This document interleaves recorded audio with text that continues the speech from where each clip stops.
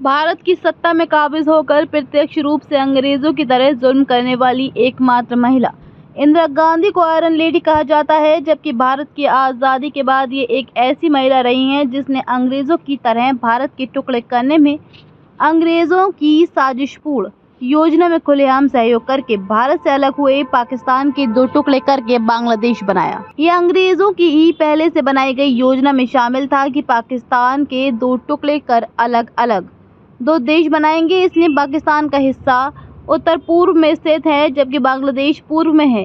किसी देश का विभाजन इस तरह से नहीं है कि एक इस छोर पर तो दूसरा हिस्सा हजारों किलोमीटर दूर दूसरे छोर पर।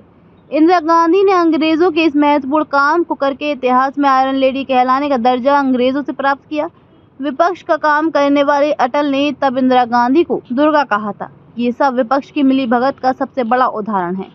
इसलिए अटल बिहारी वाजपेयी भारत के प्रधानमंत्री बने। लौह पुरुष कहलाने वाले सरदार वल्लभ भाई पटेल ने अंग्रेजों और अंग्रेजों की बनाई कांग्रेस के जवाहरलाल नेहरू, महात्मा गांधी सहित सभी कांग्रेसी नेताओं के सहयोग से भारत की रियासतों के राजाओं को अंग्रेजों से आज़ादी मिलने और फिर भारत को कोई गुलाम न बना सके, इसलिए अखंड भारत बनाने के नाम पर गुमराह करके उस आज़ाद भारत के नाम पर रियासतों की रजिस्ट्री कराकर सेनाओं सहित विलय करा दिया।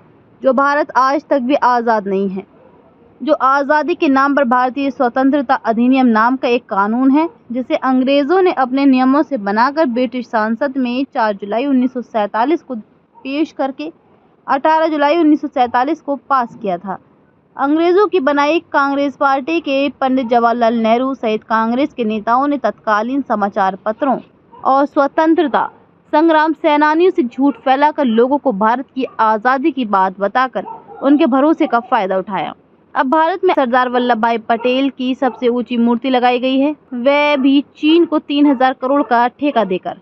भगवान राम और कृष्ण या गौतम बुद्ध जैसे महापुरुषों की मूर्ति इतनी बड़ी नहीं है कि अंतरिक्ष से भी दिखे। यह है भारत की जनता से गद्दारी करने का इनाम।